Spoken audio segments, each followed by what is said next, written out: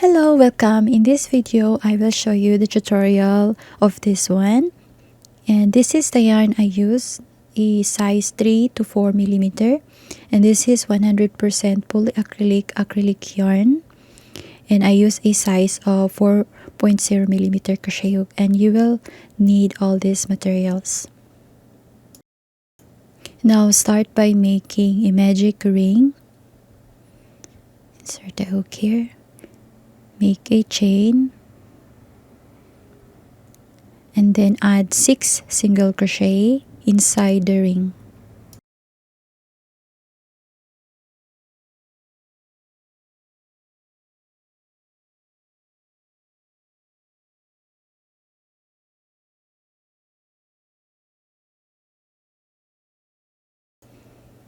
Okay, once done with the 6 single crochet inside the ring, pull the tail, then round 2, make an increase in this first chain or in this first stitch.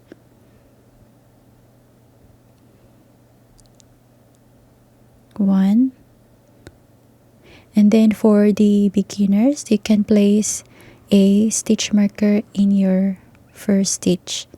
Add 1 more single crochet. And then in the next chain, make a increase or 2 single crochet. 4,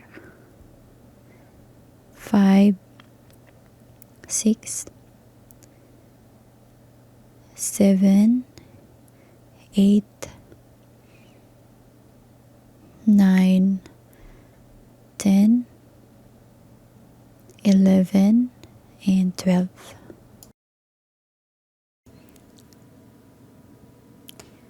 And then for round 3, remove the stitch marker. Place a 1 single crochet. Then mark it. In the next chain, make a increase.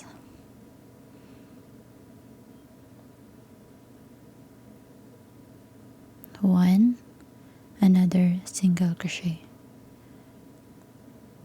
Then repeat a single crochet in the next and then increase in the next for 18 single crochet stitches.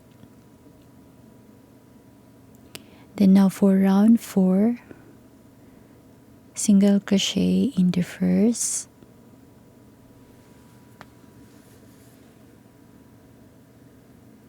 single crochet in the next chain,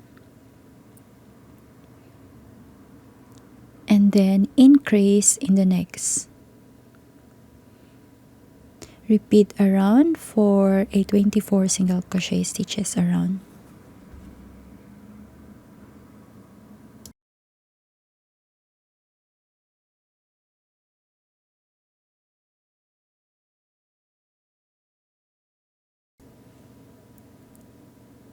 And now for round 5, single crochet, 1,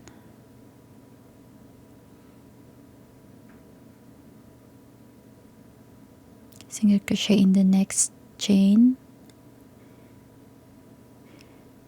single crochet in the third chain, and then increase in the next. Repeat around for 30 single crochet stitches.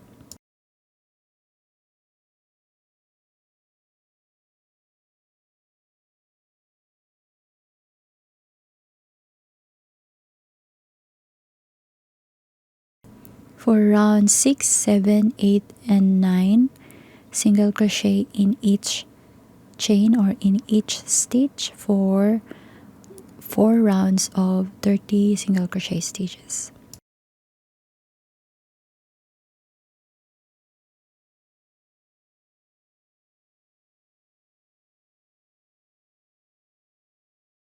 And now this is what it looked like after the 4 rounds. Then for round 10, single crochet in the next 3 chains.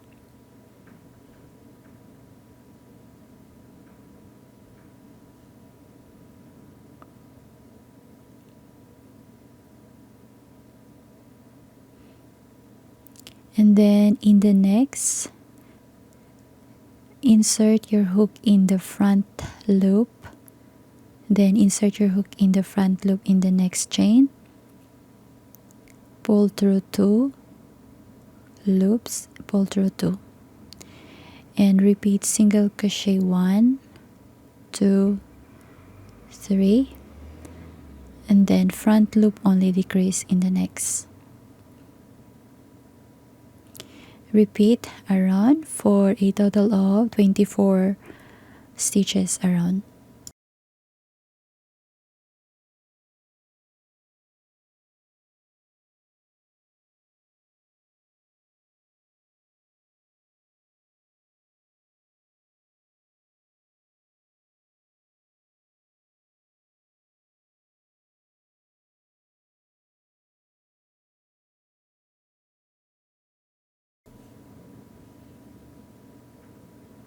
Now for round 11, single crochet 1, single crochet in the next, and then front loop only decrease,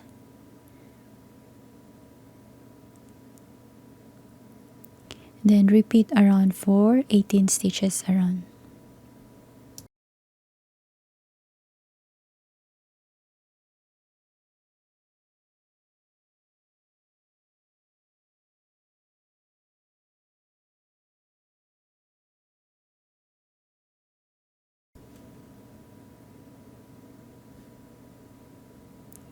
Then for round 12, single crochet,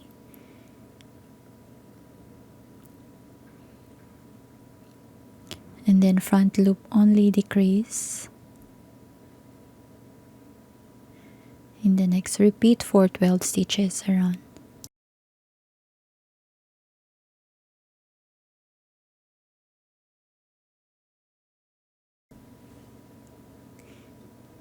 And then round 13, single crochet in each stitch or in each chain for 12 single crochet stitches around.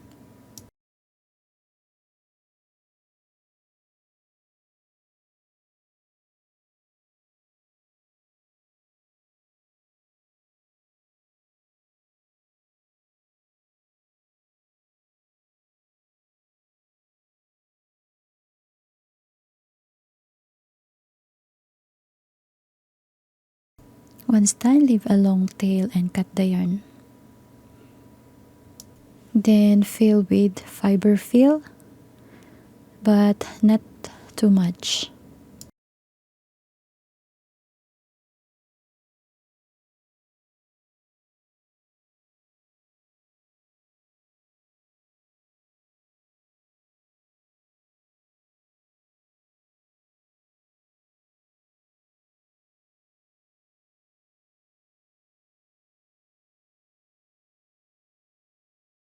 For this tutorial, you will find this video on this side, on the right side, and you can make this one.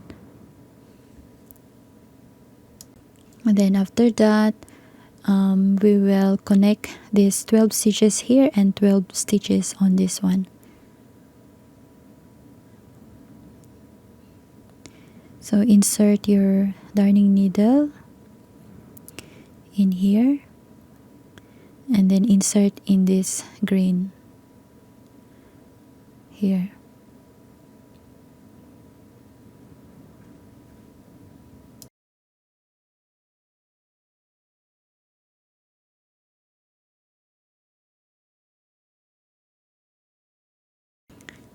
And then forget to fill with fiber fill on this brown here.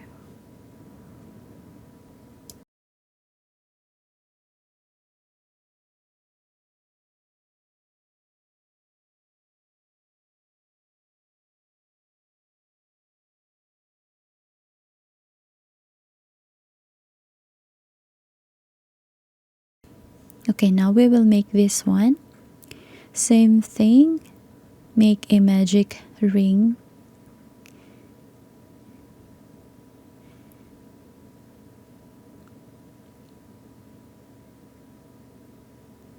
chain, and then 6 single crochet inside the ring.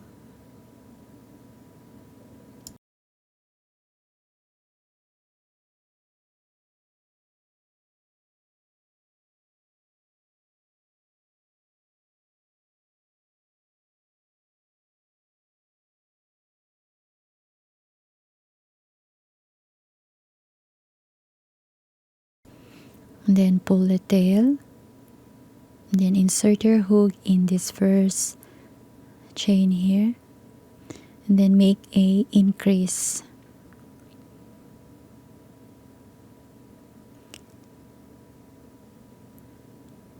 Increase for 12 single crochet stitches.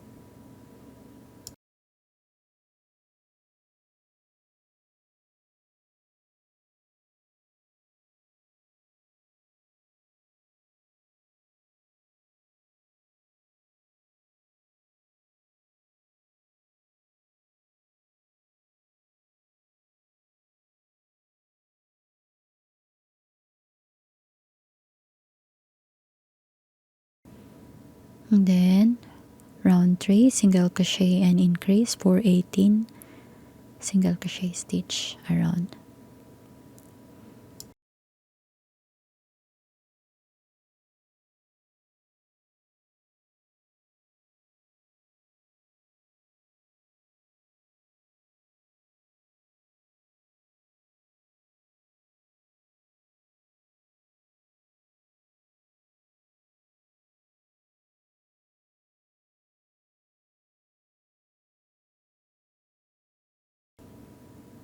Round 4, 5, and 6 single crochet each round for 18 stitches around.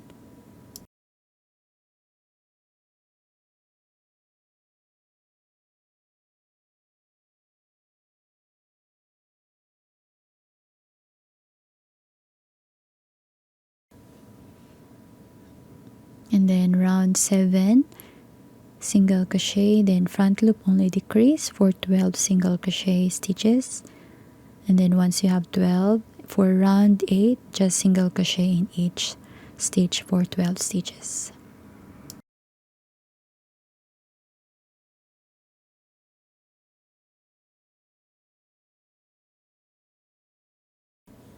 Then once done, leave a long tail and cut the yarn. And for the third pattern, follow this one starting from round 1 to round 6.